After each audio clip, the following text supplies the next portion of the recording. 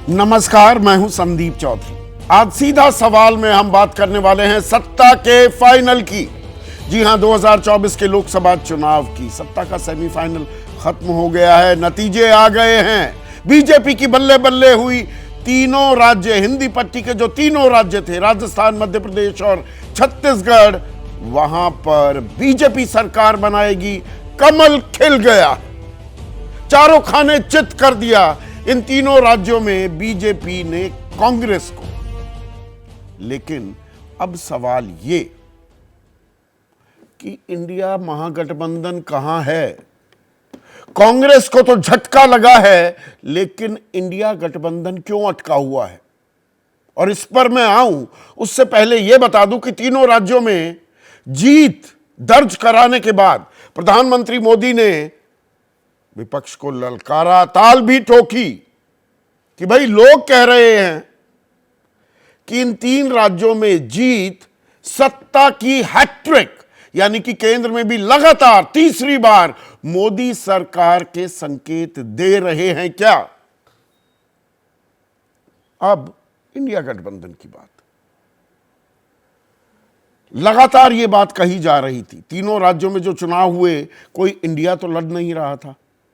5 सीटें मांगी थी समाजवादी पार्टी ने मध्य प्रदेश में, वो भी नहीं दी गई। अखिलेश वखिलेश करके टाल दिया गया, उस बात को नजरअंदाज कर दिया गया। तल्खी भी दिखी, छोटे छोटे दलों से कोई संपर्क नहीं था। पर कहा गया कि विधानसभा के लिए तो इंडिया गठबंधन बना ही नहीं, लोकसभा के लिए बना था। और 3 तारीख को नतीजे आने दीजिए और उसके बाद बातचीत शुरू होगी, बैठक भी होंगी। 3 बैठकें हो चुकी हैं अब तक। पहली बैठक 23 जून को पटना में हुई थी। गठबंधन एक शक्ल अख्तियार करता दिखा। बेंगलुरु में उसका नामकरण भी हो गया। 17-18 जुलाई को जो बैठक हुई, इंडिया नाम रखा गया। 31 अगस्त और 1 सितंबर को फिर मुंबई में मिले और वहां पर समन्वय समिति बनाने के लिए, एक कॉमन मिनिमम प्रोग्राम बनाने के लिए बात हुई कि चौथी बैठक में, उससे पहले एक साझा रैली करेंगे, संयोजक होगा, लोगो तैयार कर लिया जाएगा, सचिवालय होगा, चुनावी राज्यों में गठबंधन पर, सीट शेयरिंग पर बातचीत होगी। सब पर अभी तक क्रॉस लगा हुआ है, जो हम स्क्रीन पर भी आपको दिखा रहे हैं। तो 3 तारीख चली गई और खबर यह आई परसों कि भाई इंडिया गठबंधन की बैठक बुलाई है कांग्रेस ने दिल्ली में। अच्छा हुआ, लगा कि भाई हार तो गई, अब कांग्रेस थोड़ा दम और गुरूर भी कम हुआ है, अब वो ज्यादा बड़ा दिल करने को तैयार है, बाकी अपने सहयोगियों की, विपक्षी दलों की बात सुनने को तैयार है। तो 6 तारीख को बैठक, पर उसमें भी अब कई पेच आ गए। पेच क्या आए? ममता बनर्जी ने बोला कि भाई मुझे तो बताया ही नहीं, और मैंने तो अपने कार्यक्रम बना लिए। मैं तो पश्चिमी बंगाल के उत्तर इलाके में अपने दौरे बनाए हुए हैं और वहां पर जा रही हूं। 6 से 11 दिसंबर के बीच ये दौरे तय हैं। फिर दक्षिण की बात करें, तमिलनाडु की बात करें, तो वहां पर मीचोंग तूफान ने तबाही मचाई हुई है, अफरा तफरी मचाई हुई है। 33 घंटे बिजली गुल है, अब तो आ गई चेन्नई में, बहुत से इलाकों में। तो एमके स्टालिन, उनका वहां होना जरूरी है। नाराज चल रहे अखिलेश ने कहा मैं नहीं जाने वाला। हेमंत सोरेन, झारखंड के चीफ मिनिस्टर, जेएमएम के मुखिया, उनके भी दौरे थे। केजरीवाल को लेकर सस्पेंस बना हुआ था कि अरविंद केजरीवाल आएंगे या नहीं, और तबीयत नासाज चल रही है नीतीश कुमार की। तो नीतीश कुमार तो नहीं आने वाले थे। हां, जेडीयू ने यह जरूर कहा, उनके राष्ट्रीय अध्यक्ष ललन सिंह और संजय ये जरूर आएंगे। पर तबीयत क्यों खराब है? क्या दरअसल इसमें राजनीतिक संदेश भी छिपा हुआ है कि संयोजक बनाया नहीं? पिछले साल सितंबर में मैं दौड़ा दौड़ा भागा भागा सा फिरता रहा, तुम सब लोगों को लामबंद किया, और अब मुझे ठेंगा दिखाया जा रहा है। क्या नीतीश यहां पर ये संकेत और ये संदेश भी देते दिख रहे हैं? और इसमें बड़ी बात समन्वय, वो कौन सी समन्वय समिति है, कोऑर्डिनेशन कमेटी है? आपको मालूम नहीं कि नीतीश बीमार थे, या ममता बनर्जी से आपने बात नहीं की, या अखिलेश यादव की नाराजगी दूर करने की बात नहीं की। तो एक तरफ एनडीए जिसकी अगुवाई कर रही है बीजेपी, 1 सेकंड लगाती है अपनी रणनीति बदलने में। They are very nimble on their feet. तुरंत फुरत में एक और रणनीति सामने आ जाती है, और यहां पर अंधेरे में ही तीर चलाए जा रहे हैं। कागजी गणित ही फैलाया जा रहा है क्या? और अभी भी मतभेद ही नहीं, मतभेद तो हैं इंडिया में, और राजनीति में मतभेद होते हैं, लेकिन मनभेद जो हैं, क्या उसे पाट पाने में इंडिया अभी नाकाम दिख रहा है? तो ऐसे में लड़ाई कैसे होगी? और बीजेपी जो अब सत्ता की हैट्रिक की ताल ही नहीं, वो तो कह रही है अब की बार 400 पार। 400 पार का नारा उन्होंने बुलंद कर दिया है, ठोक दिया है, चेहरा उनके पास है, और विपक्ष अभी खाका ही तैयार करने में लगा हुआ है क्या? 3 राज्यों में जो प्रदर्शन था उस पर भी नजर डालनी जरूरी हो जाती है। कांग्रेस ये माने बैठी थी, डन डील मान रही थी कि मध्य प्रदेश तो हम जीत गए, छत्तीसगढ़ में भी नैया पार लगेगी, लड़ाई कड़ी होगी, कांटे की टक्कर होगी राजस्थान में, लेकिन उल्टा ही हो गया। बीजेपी राजस्थान में सरकार फिर से बनाती है, 2% के करीब का अंतर। मध्य प्रदेश में यह अंतर 8% का हो जाता है, और 100 के करीब सीटों का अंतर, 163 बीजेपी और 66 कांग्रेस। और छत्तीसगढ़ में भी 4% का फर्क, 4 और 8% का फर्क नजरअंदाज नहीं किया जा सकता। और जातिगत जनगणना और उसके चलते आरक्षण और उसे बेरोजगारी से जोड़ना, यह जो पत्ता खोला था विपक्ष ने, क्या उसकी काट ढूंढ ली है? ये नतीजे ऐसा बता रहे हैं। बीजेपी ने अपना जो पता चला है, 4 जातियां प्रधानमंत्री मोदी भी जी चिन्हित करते दिखाई देते हैं, गरीब, युवा, महिला और किसान। तो जाति के नाम पर वोट ना पड़े या हिंदू वोट बैंक में सेंधमारी ना हो, एक प्लान उन्होंने भी खड़ी कर ली है। और लाभार्थी जाति क्या अभी डटी हुई है मोदी के साथ? गारंटी विपक्ष भी दे रहा है, लेकिन भरोसा किसकी गारंटी पर किया जाए? प्रधानमंत्री मोदी कह रहे हैं मोदी की गारंटी ही गारंटी है, पर क्या यह संजीवनी भी साबित हो सकता है नतीजा कि कांग्रेस हाई हॉर्स से उतरकर घोड़े पर जो सवार होती दिख रही थी, अब नीचे उतरेगी और बात करेगी, लेकिन वो मोमेंटम कब बनेगा? पहले तीसरे हफ्ते की बात हो रही थी, अब दिसंबर के तीसरे हफ्ते में बैठक होगी। अब लालू प्रसाद यादव कह रहे हैं 17 दिसंबर को दिल्ली में ही बैठक होगी। तो क्या आने वाले 12-13 दिन बताएंगे कि ये इंडिया गठबंधन खड़ा हो पाता भी है, एनडीए को टक्कर देगा या नहीं देगा, या दूर की कौड़ी साबित होने वाला है विपक्ष का ये गठबंधन? आज इसी पर चर्चा करेंगे।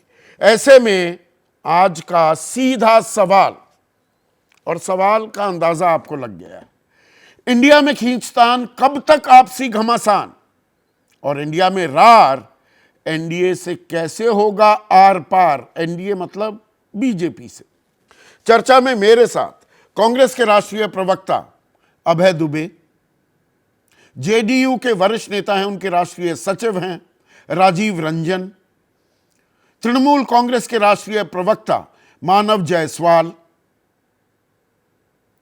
समाजवादी पार्टी के राष्ट्रीय प्रवक्ता उदयवीर सिंह, एनडीए की तरफ से एनसीपी अजित पवार गुट के महासचिव हैं, मुख्य प्रवक्ता हैं बृजमोहन श्रीवास्तव, और वरिष्ठ पत्रकार सत्यहिंदी.com नाम का डिजिटल प्लेटफॉर्म भी चलाते हैं आशुतोष इस चर्चा में जुड़ चुके हैं।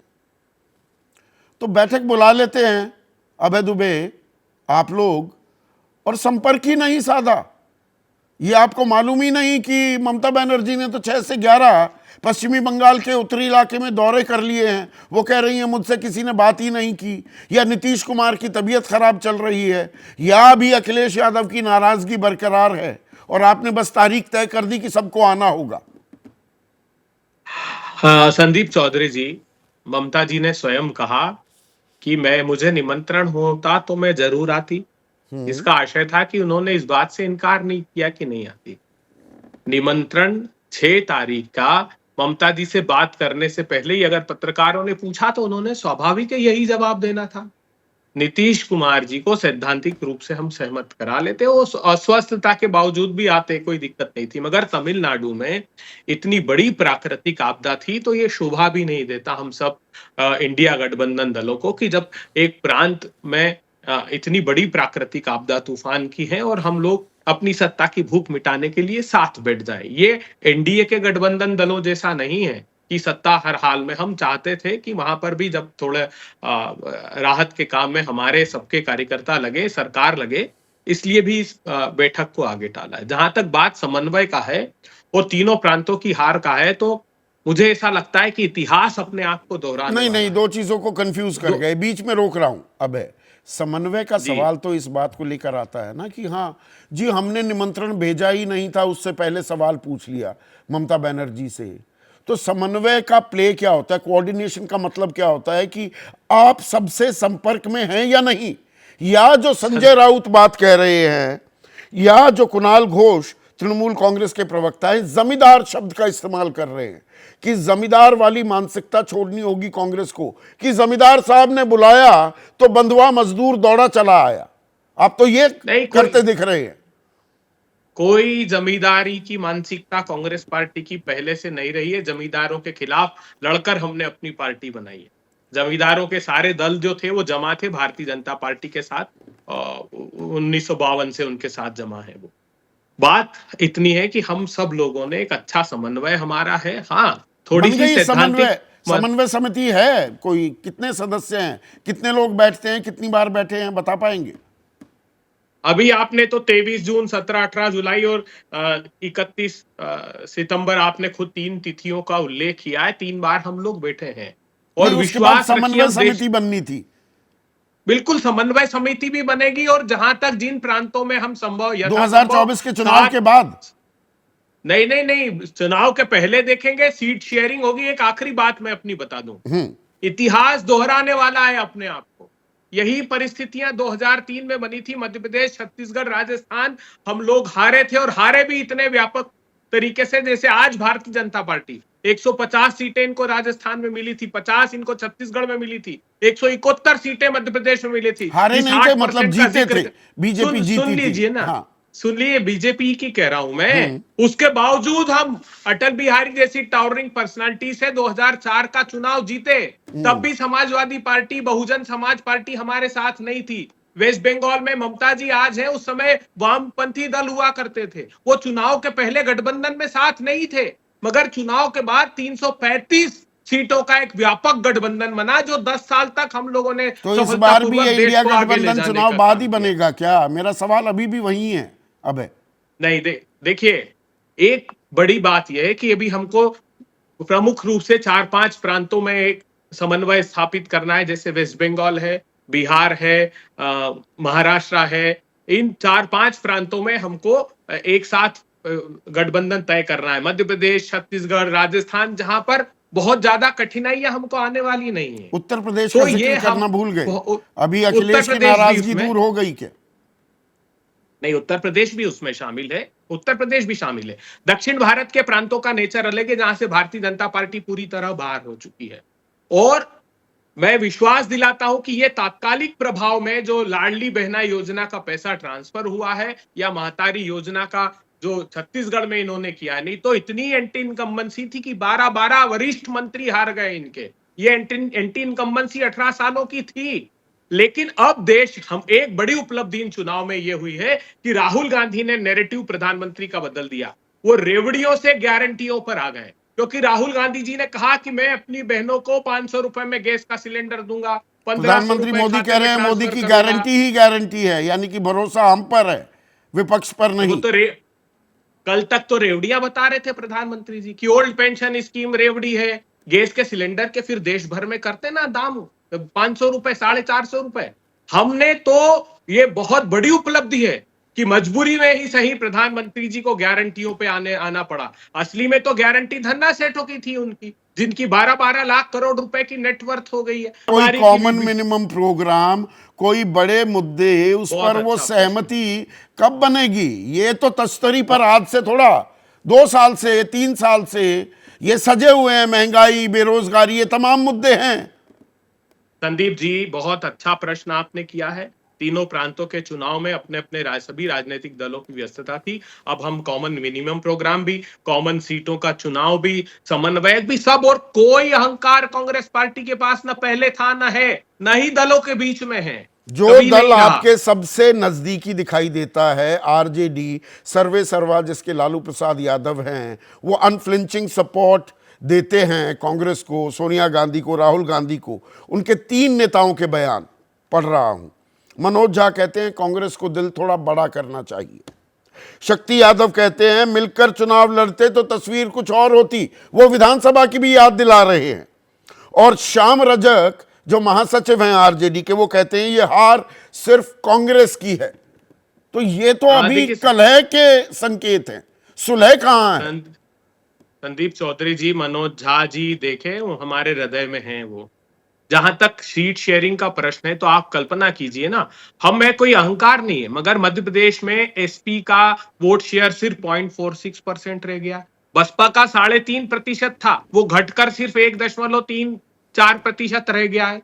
तो ये आप सोचिए, वो बहुत प्रायोगिक नहीं था ये कि हम लोग सीट शेयरिंग पर तालमेल करते हैं। हाँ, वो आहत हुए, उसके लिए हमने कहा है उनसे कि जो भी सुझाव इन दलों के होंगे उसको हम आत्मसात करेंगे और कोशिश करेंगे कि इस प्रकार की आपस में एक दूसरे सैद्धांतिक रूप से भी असहमति ना हो। नहीं, पर एक चीज इसमें यह अटक जाती है ना, आप कह रहे हैं कि सैद्धांतिक रूप से, प्रतिशत आप गिनवाने लगे तो अभी समाजवादी पार्टी वो याद तो दिलाएगी आपको, यूपी में 2.3% आपका वोट बैंक था 2022 में। कितने सांसद हैं और कितने विधायक, ये मैं पूछना नहीं चाहूंगा, आप जानते हैं। फिर ये आईना आप दूसरों को दिखाते हैं तो उस आईने में आपका चेहरा भी बहुत साफ सुथरा उजला नहीं दिखाई देता है। हम कोशिश करेंगे कि उस एक आईने में हम दोनों साथ, सब दल साथ खड़े होकर देखें, मगर अगर साथ नहीं आ सकते होंगे तो 2004 की तरह हम अलग अलग चुनाव लड़के पोस्टपोल अलायंस में आ जाएंगे। इसमें कठिनाई कहाँ है? हमको नहीं है, संभव ही नहीं है कि सब जगह एक साथ मतलब बहुत अभी अच्छा तालमेल हो। इस बात की आशंका बनी हुई है कि सारे सेम पेज पे आ जाएं, ऐसा जरूरी नहीं है, तो इसलिए आप पोस्टपोल की बात करने लगे। एक आखिरी उदाहरण देता हूं मैं। हमारा 2004 में लेफ्ट फ्रंट से समझौता हुआ था। कहाँ हुआ था जानते हैं? आंध्र प्रदेश में। उनकी सरकार थी त्रिपुरा में, केरला में, वेस्ट बंगाल में, वहां नहीं हुआ गठबंधन। तो जरूरी नहीं कि प्रत्येक प्रांत में हमारा, जहां हम हर संभव कोशिश करेंगे, कोशिश पूरी होगी, लेकिन नहीं हो पाया तो नहीं हो पाया। और ये नाराजगी के चलते ही है क्या उदयवीर सिंह? नाराजगी दूर हो गई आपकी?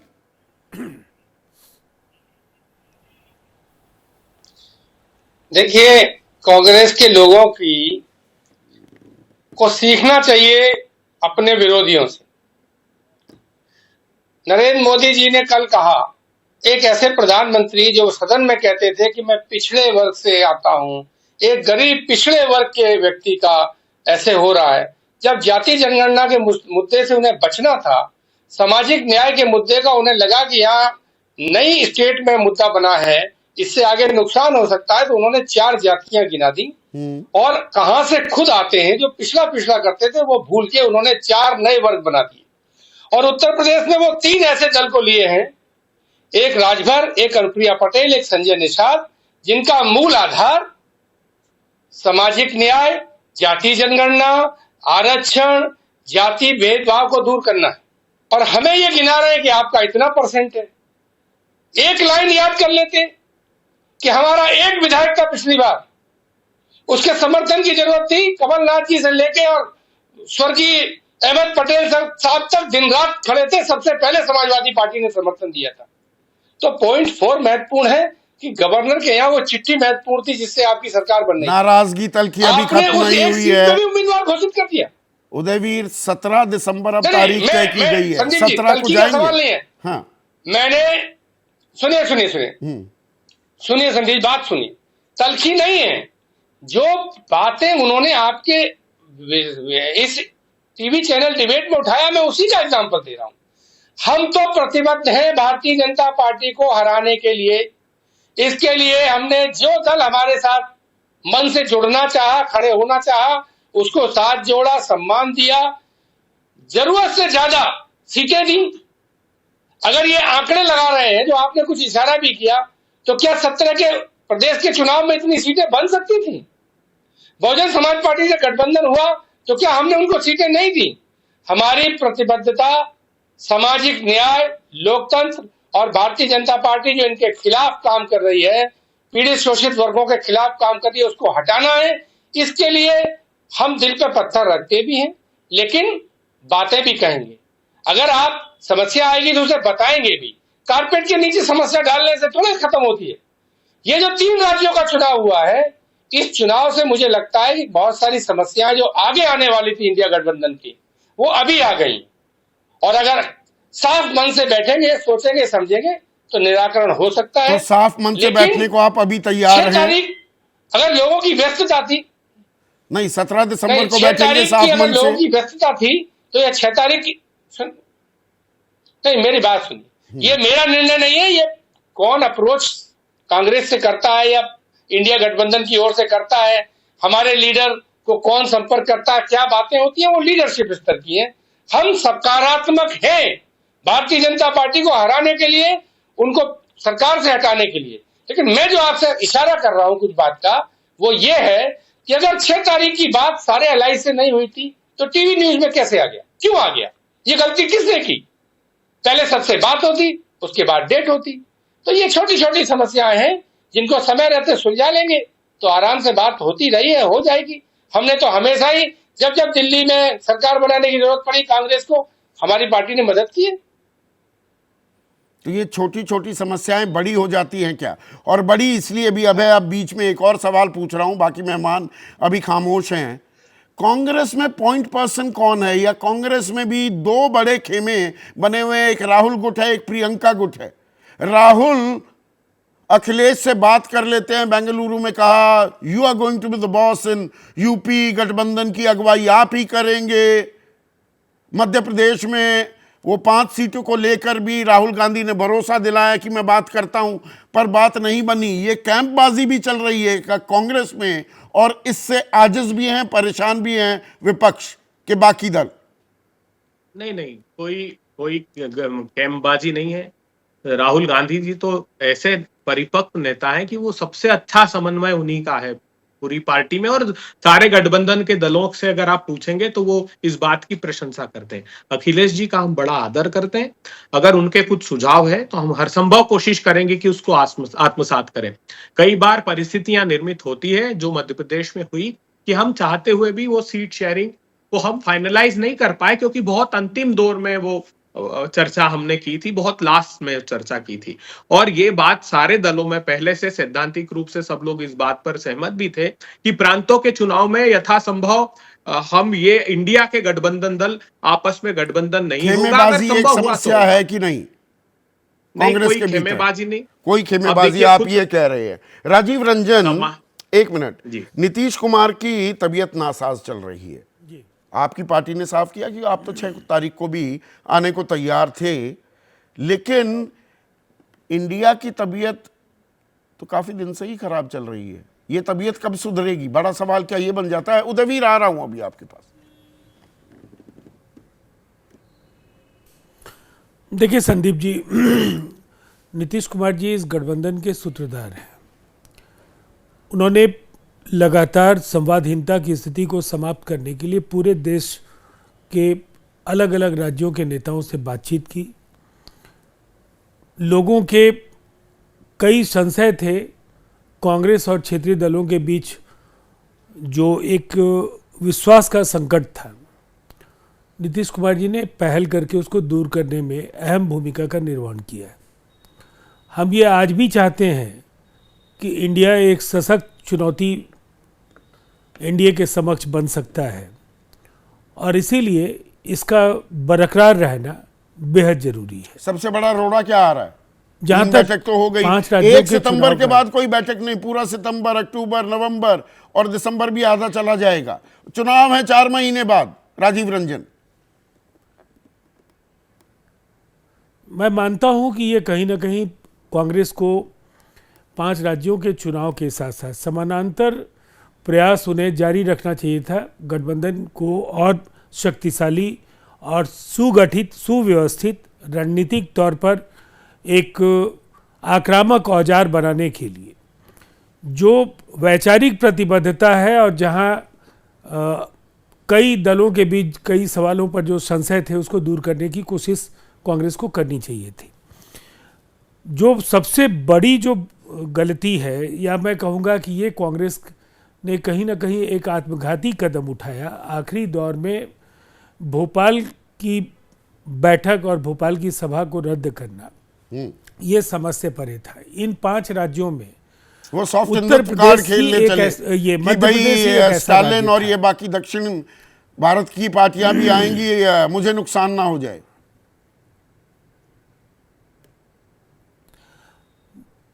अब ये आधिकारिक तौर पर तो ये चीजें सामने नहीं सनातन आई, धर्म उस लेकिन टाइम गर्म था, वो कांग्रेस ने क्या विवाद सोचा पूरा मैं नहीं गर्म जानता था। हूं। नहीं, मैं कुछ चीजें जो कहना चाहता हूं, इन राज्यों में बाकी इंडिया के घटक दलों का कोई बहुत बड़ा स्टेक नहीं था, बहुत उनकी कोई उम्मीद भी नहीं थी। बहुत कुछ अगर था तो मध्य प्रदेश में उन क्षेत्रों में जो उत्तर प्रदेश से मध्य प्रदेश के सटे हुए इलाके थे, और उसका समाधान वो ढूंढ सकते थे। लेकिन कमोबेश कांग्रेस को एक तरफा मिलना था, उन्हें देना बदले में कुछ नहीं था।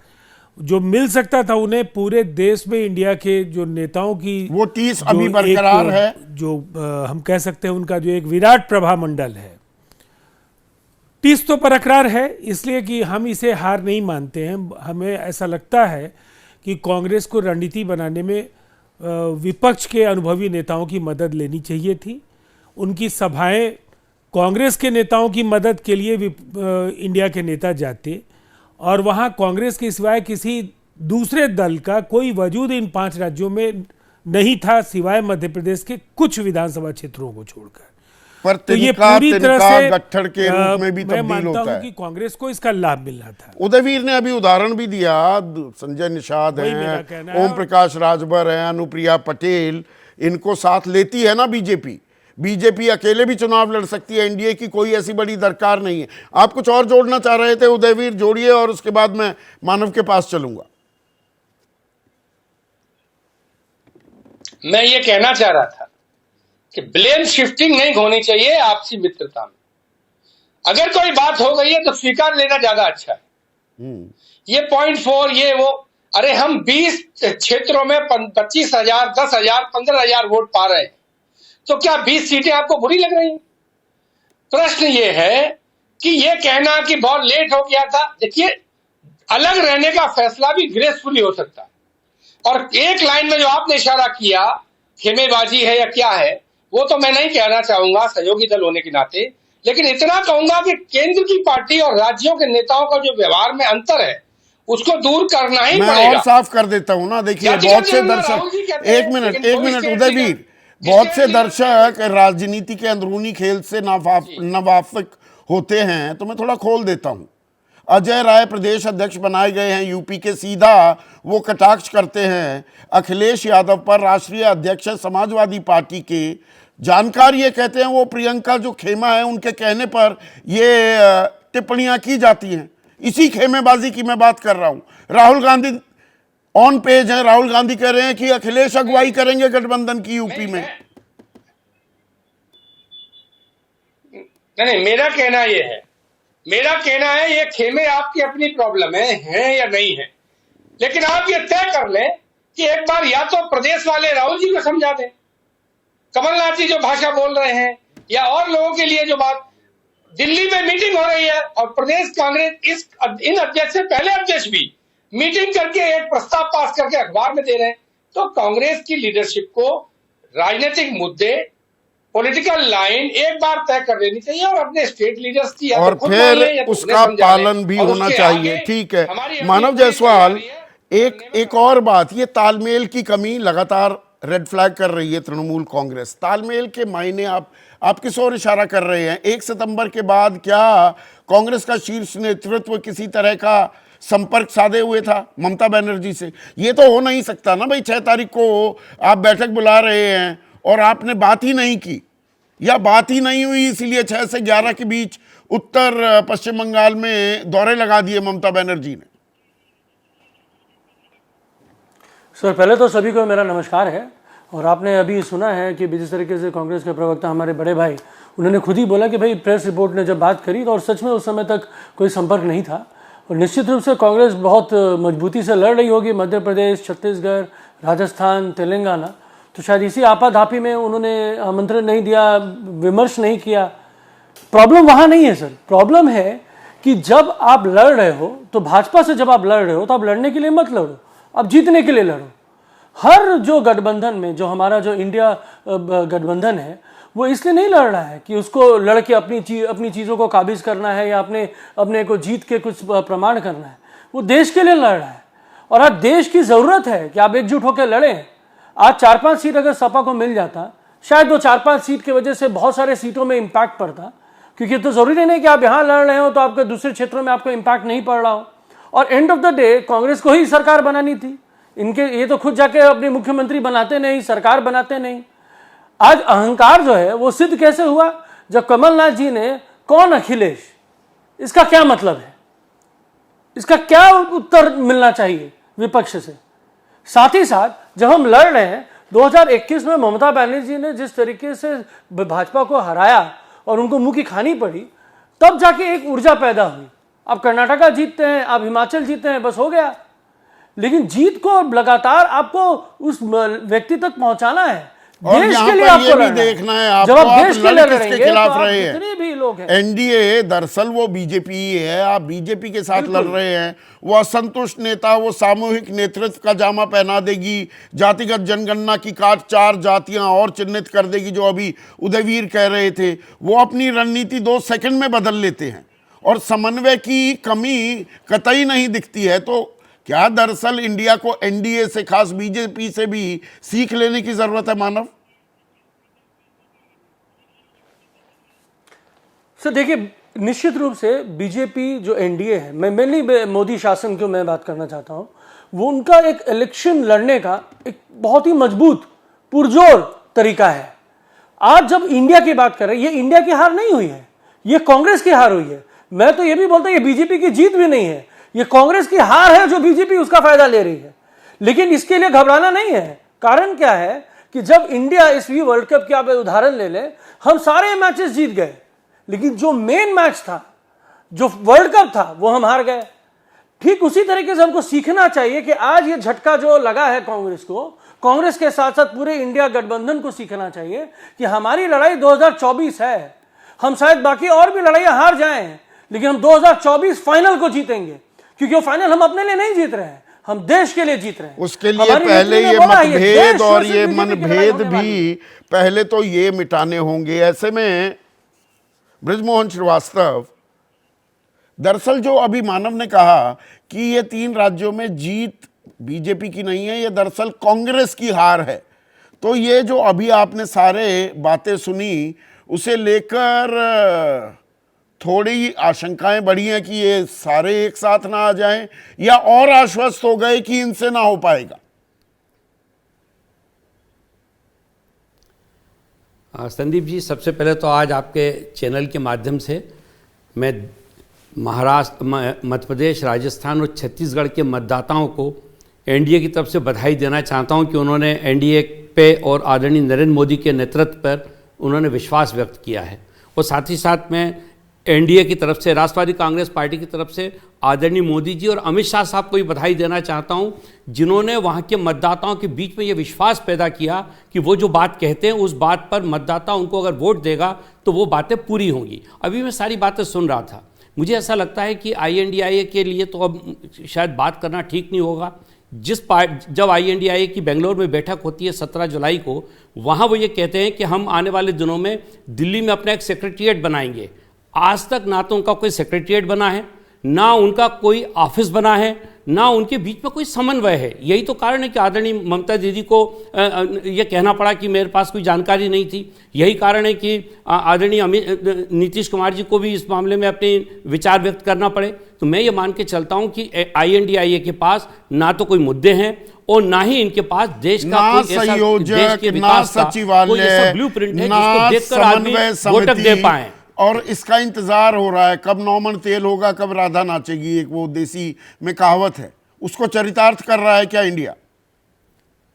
और बिल्कुल। और संदीप जी, मैं दूसरी तरफ बताऊं कि अभी जो ये इलेक्शन हुए, NDA के जितने भी घटक दल थे, सारे लोगों को पहले कहा गया कि भाई इसमें बैठकर आप लोग अपने अपने क्षेत्र में आपको जो भी उम्मीदवार हैं NDA के, जो BJP क्योंकि major party Bharatiya Janata party थी यहाँ, वहाँ सारे लोगों से मदद ली गई। सारे माना कि हम लोगों की वहाँ पे उतनी भूमिका ना हो, उसके उपरांत भी सारा कोऑर्डिनेशन बनाया था। तो ये वर्किंग का फ़र्क है। और मैं ये सोचता हूँ कि ये जो फ़र्क है, इस फ़र्क ने भारत के मतदाताओं के बीच में फिर से एक विश्वास पैदा किया है। मैं फिर आपसे बता दूं, 2024 का ये संदेश, आपने कहा ना कि ये जो चुनाव हुआ है क्या इसको अपन 2024 के लिए एक इंडिकेशन माने। मैं निश्चित रूप से कहता हूं कि 2024 NDA का है, आदरणीय नरेंद्र मोदी जी का है, क्योंकि देश को एक ऐसे सशक्त नेतृत्व की जरूरत है जो आने वाले 25 साल तक इस देश के लिए काम करने की क्षमता रखता हो। आप देखिए कि जितनी मेहनत आदरणीय नरेंद्र मोदी जी और अमित शाह साहब ने की इस चुनाव के लिए, इन सारे नेताओं की अगर हम प्रोग्राम को निकाल के देखें तो उसका 50% भी इन लोगों ने मेहनत नहीं की है। आप बताइए कि आदरणीय कमलनाथ जी इस बात को नहीं जानते थे कि अगर वो अखिलेश यादव जी के लिए अखिलेश कहेंगे, कांग्रेस की होती। ऐसे में आशुतोष, जो ये इंडिया की खींचतान कब तक जारी रहेगा, ये घमासान?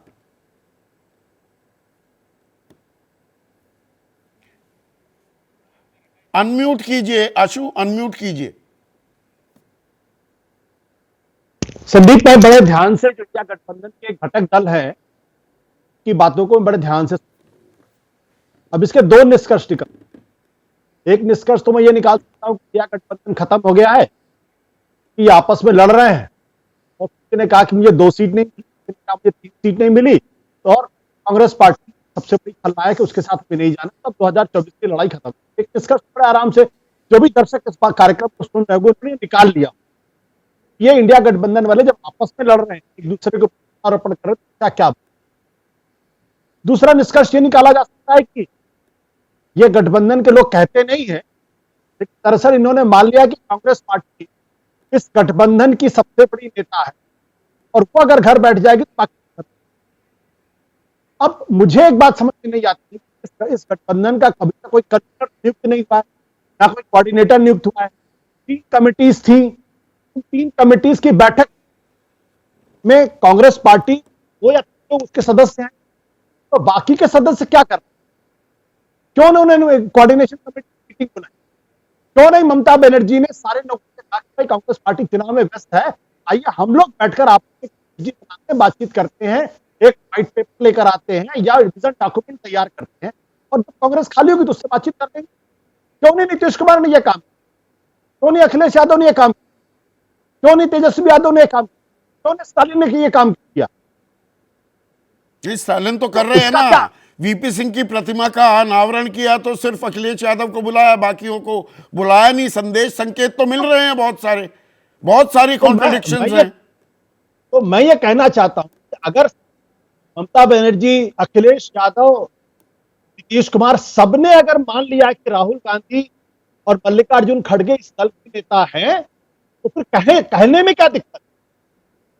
घर पे ये लोग बैठे रहे, किसी कोऑर्डिनेशन कमेटी की मीटिंग बुलाई नहीं, कहीं इनफॉर्मल चाय पर बैठे नहीं, और जब कांग्रेस चुनाव से निकलने के बाद जब चाय पर बुलाने की बात की तो अलग पिसुरी हुई है, नीतीश कुमार अलग पिसुरे हुए हैं, अखिलेश यादव अलग पिसुरे हुए हैं।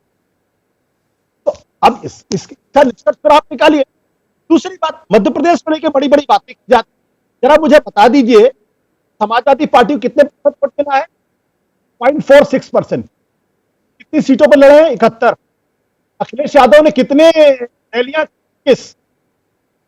आप मध्य प्रदेश के अंदर आप 1% वोट लेकर नहीं आ रहे हैं और जाके आप 6 सीट मांग रहे हैं, 12 सीट मांग रहे हैं।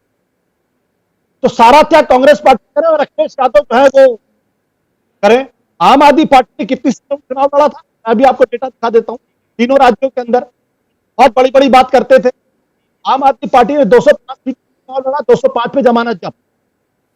मध्य प्रदेश में 0.5%, राजस्थान में 0.8%, छत्तीसगढ़ में 0.93%, 1% वोट लेकर दिया। तो मतलब ताली एक हाथ से नहीं बज रही है। थोड़ा सा ऑडियो में दिक्कत आ रही है, उसको मैं ठीक कराता हूं, वक्त भी थोड़ा कम है।